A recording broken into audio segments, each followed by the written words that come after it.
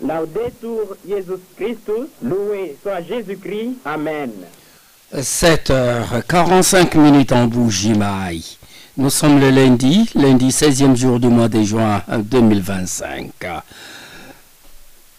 Bienvenue dans et messieurs à la première livraison d'informations françaises sur la radio-télé Fraternité. Journal de Daniel Kabeya à la mise en onde.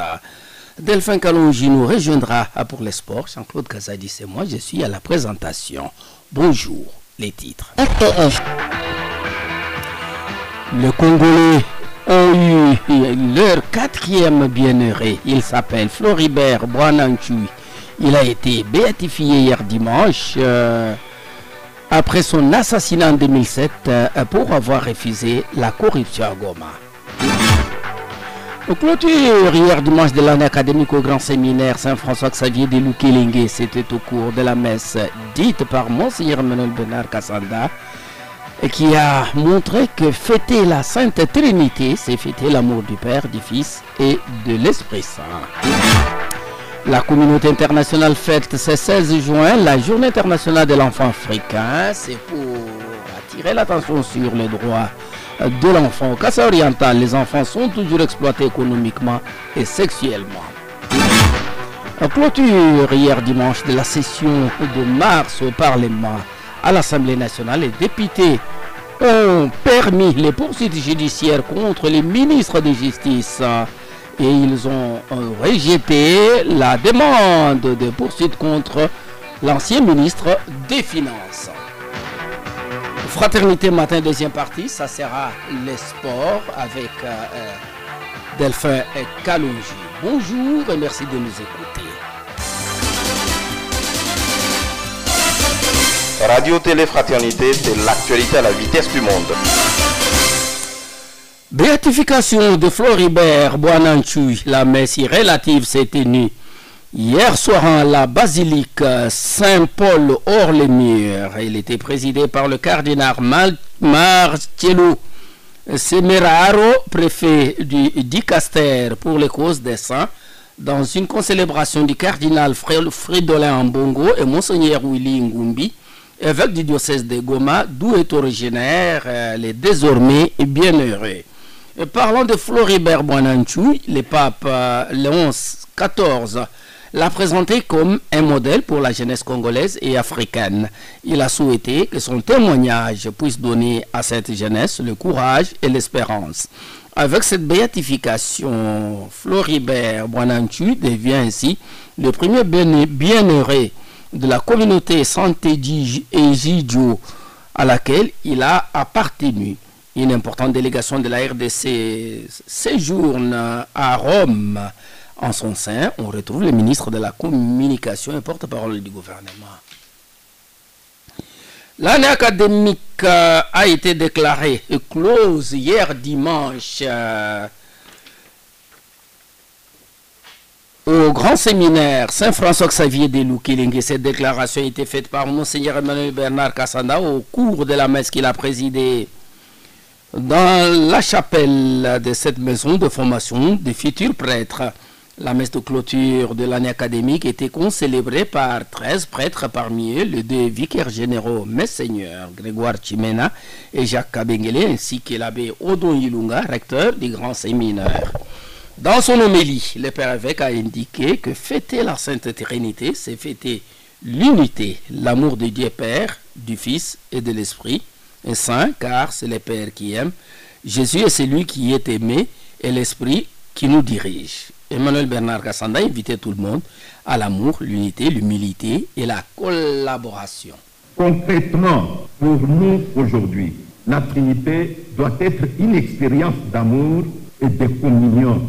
Donc quand nous fêtons la Trinité, nous sommes invités à faire cette expérience d'amour et d'unité. Il y a d'abord l'unité dans la diversité. Le bouquet, c'est l'ensemble des couleurs, comme l'arc-en-ciel. Et c'est ça, d'abord l'unité dans la diversité. Concrètement, c'est ça que nous devons chercher. Et nous devons aussi chercher la collaboration au cœur de la mission sur la terre. Ça veut dire jamais l'un sans l'autre, dans l'écoute mutuelle. Dans le mot, le représentant des séminaristes a remercié les pères pour sa proximité et le recteur, l'abbé Odon Ilunga, pour son accompagnement et ses conseils. Grâce à votre soutien, notre cheminement vers le sacerdoce trouve un encadrement sûr, ecclésial et paternel. Pour ce faire, soyez assurés de nos prières filiales et de notre disponibilité à servir l'Église selon le cœur du Christ. Que le Seigneur vous comble de ses grâces pour la mission que vous accomplissez sans relâche. Révérend abbé recteur, Monsieur l'abbé Odon Ilunga, Père, nous vous disons un merci tout particulier. Vous êtes pour nous à la fois un guide, un père et un pasteur. Tout au long de l'année, vous avez su, avec patience et autorité, accompagner nos pas, corriger nos égarements, encourager nos progrès. Et à ce niveau, nous ne pouvons pas faire fi du zèle liturgique que vous nous avez transmis. Le séminaire Saint-François Xavier de Lukilingue a reconnu le soutien de l'évêque à son institution. Excellence Monseigneur Tato Bernard, l'occasion est propice pour exprimer aussi toute notre gratitude envers votre auguste personne. Merci, puisque vous avez accepté de présider de manière solennelle la cérémonie de clôture de cette année académique au grand séminaire interdiocésain du Kasaï, Philosophicum Saint-François Xavier de Mbujimaï, malgré vos multiples occupations pastorales. Votre présence, Iketnunk, est une preuve suffisante de l'intérêt que vous portez à la formation des futurs prêtres et de l'estime que vous avez envers cette maison de formation. Merci pour votre soutien matériel multiforme. Enfin, le père évêque a donné quelques conseils aux séminaristes qui bientôt seront en vacances. Il leur a demandé de capitaliser et de mettre en pratique les enseignements et les conseils reçus. C'était avant de déclarer close l'année académique 2024-2025 au grand séminaire Saint-François Xavier de Lukilingue. Hier dimanche, l'Église universelle a célébré la solennité de Sainte Trinité. À ce sujet, dans son homélie à la paroisse Saint-Marcel de Bipemba, l'abbé Sébastien Chibumbu, vicaire dominical de la paroisse, a tiré 3 leçons de la Sainte Trinité. La première, c'est la valorisation de l'autre. Dieu le Père envoie son Fils afin que tout celui qui croit en lui ait la vie éternelle. La deuxième leçon, c'est la valorisation du travail de l'autre. Et la troisième, c'est l'entente, la communion. La première leçon de la Sainte Trinité, c'est le fait de valoriser l'autre. Dieu le Père, dans l'Ancien Testament qui s'était révélé dans son économie du salut, qui s'est révélé d'abord lui-même dans l'Ancien Testament, recevait toute sa gloire de l'humanité. Toute l'adoration était pour lui. Mais dans sa toute bonté, alors que nous étions encore pécheurs, il décide de nous envoyer son Fils. Et désormais, le salut n'est pas que par ce dernier. La deuxième leçon que nous voudrions tirer de la Sainte Trinité, c'est la valorisation du travail des autres. Ici, Jésus dans l'Évangile dit « un autre viendra ». Bien que ce qu'il dira vient de moi et de mon Père, mais il viendra vous le dire de manière complète et entière. Je ne dis pas tout. Valoriser le travail de l'autre. Il y en a parmi nous qui pensent que seuls eux peuvent bien faire, seuls eux peuvent bien agir. Tant eux, ils ne sont pas là, ça va échouer. Non, vous vous trompez. Et troisièmement, ce que nous voudrions tirer comme leçon de la Sainte Trinité, c'est l'entente. Imaginez qu'un jour, Dieu le Père chasse Jésus du ciel parce qu'il y a conflit.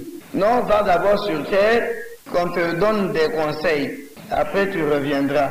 Imaginez que l'Esprit Saint entre en mésentente avec Dieu le Père et Dieu le Fils. Vous voyez ce que ça va donner. Nous aussi, nous sommes invités à l'instar de la Sainte Trinité, l'entente et la communion qui existent entre les 3 personnes, une même nature, à pouvoir militer pour la paix. Nous qui sommes chrétiens, qui sommes ambassadeurs et ambassadrices du Christ, nous sommes invités non pas à attiser la haine entre nous, non pas à attiser la mésentente entre nous, non pas à attiser la discorde entre nous, mais nous sommes appelés à être des agents de la paix. À Saint-Gérard de Bupemba, l'abbé Simon Mandungu, vicaire à la première messe, expliquait la Sainte Trinité. Pour lui, c'est le mystère de Dieu en 3 personnes. Simon Mandungu a montré que Dieu est grand, indivisible et égal à lui-même. Il est amour pour nous et nous devons l'aimer à travers ses créatures. C'est en faisant du bien aux autres, basé sur la foi en Jésus, a-t-il conclu. Les jeunes du doyenné de Lupatapata étaient hier dimanche dans leur messe d'ensemble, messe dite à Saint-Benoît de Moukeba par l'abbé Joseph Ngoyi, entouré de 4 autres prêtres. Dans son homélie, l'homme de Dieu a montré à l'assistance que le mot Trinité ne se trouve pas dans la Bible, mais en réalité, on le trouve dans les paroles de Christ qui envoie ses disciples en mission pour faire des disciples et baptiser au nom du Père, du Fils et du Saint-Esprit.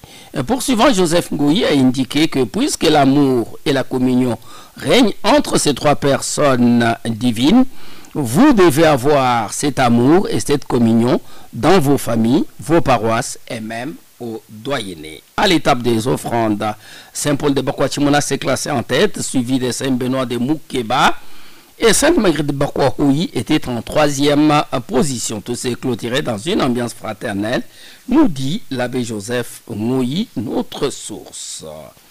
Rendez-vous mensuel ce lundi pour les filles et fils de Marie, les légionnaires et les amis du rosaire. Il s'agit de la procession mariale mensuelle selon les directeurs de l'apostolat mondial de Fatima au diocèse de Mbuji-Mayi.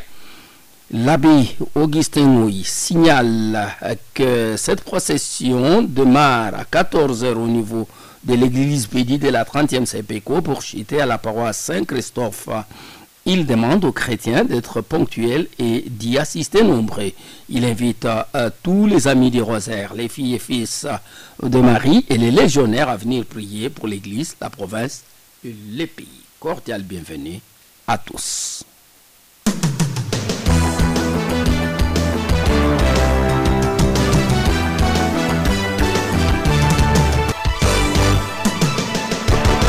Nous sommes le 16 juin, c'est 16 juin, c'est la journée internationale de l'enfant africain. Cette journée était instituée en mémoire des enfants de Soweto en Afrique du Sud. Ces enfants qui réclamaient leur droit à l'éducation ont été tués par la police ségrégationniste de la République sud-africaine. Depuis, cette journée a été instituée pour attirer l'attention de gouvernants sur la situation des droits de l'enfant. Malheureusement, en RDC et au Kasaï oriental, ces droits sont toujours bafoués. En Mbuji-Mayi, les enfants sont utilisés pour contribuer à l'économie familiale. Ils vendent des articles à la sauvette, sont des cireurs et font d'autres travaux pouvant leur permettre d'avoir des revenus pour suppléer, voire prendre en charge leur famille. Ces enfants sont privés de droits d'éducation. Les ONG et autres défenseurs des droits des enfants, de l'enfant, assistent impuissants à cette exploitation économique de l'enfant. D'autres sont exploités sexuellement, notamment dans les mines et les carrières d'exploitation minière. Loin de s'améliorer, la situation de l'enfant est-kassaïen ne cesse de se dégrader, surtout avec cette crise économique qui frappe la province. Les autorités doivent tout faire pour assurer à tous les enfants le même droit et à leur accorder les mêmes chances et opportunités. Retour en Mbuji-Mayi ce lundi du gouverneur Haïdi Kasaï oriental, Dr Augustin Kayembe Moulemena, revient de Kolwezi au Lualaba où il était allé participer à la 12e conférence de gouverneurs, conférence clôturée vendredi dernier par le président de la République, Félix-Antoine Tshisekedi Tshilombo. En Mbuji-Mayi, la mobilisation est totale pour lui réserver un accueil digne. Des appels sont lancés pour que la population se rende à l'aéroport de Bipemba pour attendre les gouverneurs qui arrivent à 14h30. Et parce que nous parlons du gouverneur, le gouverneur intérim doit profiter de sa proximité avec l'exécutif national à Kolwezi pour faire le plaidoyer pour la finalisation du complexe scolaire Kalenda Mudishi. L'interpellation est de Fedi Mukendi Kabengele, secrétaire national en charge de communication et médias de l'Union pour les valeurs tshisekédistes, UVT.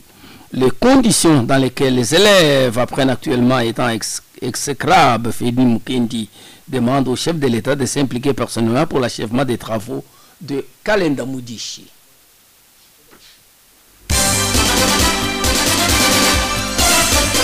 Radio Télé Fraternité, c'est l'actualité à la vitesse du monde. Vous aviez suivi Fedi Mukendi dans nos précédentes éditions. Une légère hausse de prix de légumes est constatée au grand marché de Bakwadianga. C'est là depuis quelques jours. Cette situation fait souffrir les paniers de la ménagère qui s'en plaint. Si certaines ménagères trouvent cette hausse légère de prix normale, la liant au changement des saisons, elles demandent tout de même aux chefs de famille de revoir l'enveloppe budgétaire familiale afin de maintenir les régimes alimentaires de la famille. Elles expriment au micro de Julie Mbouye-Mboye. Oui, il y a la hausse des prix, mais pas tellement. Parce que nous sommes en saison sèche. Saison sèche, toutes les choses changent. Les prix changent. C'est à maman de calculer aussi ce qu'elle va faire. Effectivement, il y a la hausse du prix du côté légumes. Les légumes qui coûtaient 500 francs, maintenant ça coûte 1500. 2000 francs et puis ça ne se laisse même pas voir au marché facilement. Par exemple, les pondous là, on achetait à 500 francs. Mais présentement, si j'ai 500 francs, je ne peux pas trouver les pondous de 500. Il faut 2000, soit 1500 pour avoir un peu une quantité normale. On ne s'en sort pas facilement pour le moment. L'argent qu'on nous donne pour payer même les légumes ne suffit pas. Des fois, on mange les foufous avec les choses tellement secs, il n'y a pas de légumes. Le vendeuse, quant à elle, précise que cette hausse ne concerne que 2 ou 3 sortes de légumes. Le reste gardent leur prix. On les écoute. Comme par exemple la planche de choux, nous payons à 50 000. Et lorsque nous ramenons au marché, nous vendons au détail. Et là, nous devons sortir notre capital et attendre les bénéfices. Nous pouvons vendre à 1000 francs, 500, 300, 200 selon la grandeur. C'est ainsi que je pourrais trouver même 10 000 francs de bénéfices. Les agriculteurs ont aussi haussé le prix selon qu'ils ont aussi cultivé. Mais l'amarante est là, nous vendons toujours à 200, 300, 500 comme toujours. Il n'y a pas eu hausse des prix. Mais le jeton est là, nous ne vendons qu'à 200, 300. Mais de quelle hausse elle parle? Le feuille de patate est là, 200. Les jetons est là. Il n'y a pas eu hausse. Elles ne sont pas vraies. Généralement, en saison sèche, les légumes deviennent 2 fois rares et cette rareté entraîne la hausse des prix sur le marché. RTF. L'actualité, c'est nous. La session ordinaire de mars s'est clôturée hier dimanche au Parlement. La Chambre basse, Vital Kamerhe, a invité les députés nationaux à s'engager pour mettre fin à la guerre d'agression nous imposée à l'Est par le Rwanda et à tenir compte des aspirations du peuple pour l'amélioration des conditions de vie. À la Chambre haute, Jean-Michel Samaloukonde a invité les sénateurs à soutenir les efforts visant à ramener la paix durable au pays. Ouverte le 15 mars dernier, cette session s'est clôturée le 15 juin pour permettre aux députés et sénateurs de descendre dans leurs circonscriptions électorales afin de recueillir les desiderata de la population. Avant le discours de clôture, les députés nationaux ont autorisé au procureur de la Cour de cassation de poursuivre en justice le ministre d'État et ministre de la Justice, Constant Mutamba Tungunga. Par contre, ils ont rejeté la demande de poursuite contre le ministre honoraire des Finances, Nicolas Kazadi. Enfin, depuis samedi dernier, à Washington, des négociations directes de paix entre la RDC et le Rwanda sous la médiation du gouvernement américain. Congolais et Rwandais sont assis et pour la première fois face à face pour de véritables et sincères négociations de paix. Les négociations sont menées par leur chef de diplomatie. Le gouvernement Trump qui s'est qui mène ces négociations espère voir le deux pays signer un accord de paix d'ici la mi-juillet prochain. Cet accord était attendu hier 15 juin, mais comme les deux gouvernements ne s'étaient pas encore retrouvés pour des négociations directes, l'on espère les voir signer pour le retour de la paix à l'est de la RDC et la fin de l'agression de la RDC par le Rwanda à travers ces supplétifs de M23 AFC. Respiration, et nous recevons Delphin Kalonji pour le sport. Fraternité Sport, le journal des sports. Delphin, bonjour. Bonjour Jean-Claude. Avec vous, nous parlons en sport. Coupe du Congo, actuelle Coupe du Président, 59e édition. FC Moké de Kinshasa a éliminé Daring Club Motema Pembe de Saint-Peu de Kinshasa. Un but partout pendant le 90 minutes amplement disputé, puis 4 tirs au but à 1. La rencontre s'est jouée dimanche 15 juillet 2025 au stade Tata Raphaël de la Kétule dans le cadre du deuxième tour préliminaire de cette compétition dans la zone ouest. Dans la zone est, FC Jeki de Kindu a pris les déçus sur CS Piloli de Butembo, 3 buts à 1 au stade Matokeo de Butembo. FC Moké et FC Ajaki se qualifient ainsi pour le 16e de finale. Coupe du monde de club de la FIFA 2025. Les coups d'envoi a été donnés hier dimanche 15 juin 2025 aux États-Unis d'Amérique. Al-Ahly d'Égypte et Inter Miami de Lionel Messi ont fait jeu égal de 0 but partout. Bayern Munich a malmené Auckland City 10 buts à 0. Paris Saint-Germain de France a laminé Atlético de Madrid d'Espagne 4 buts à 0.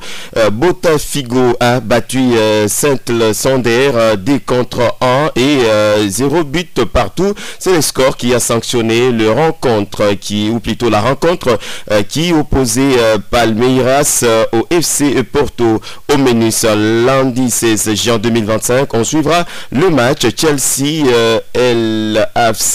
et demain mardi, on assistera aux rencontres Boca Junior, Benfica Lisbonne, Flamenco Croisera, Espérance de Tunis de Tunisie, Flimonnaise sera opposé au Borussia Dortmund.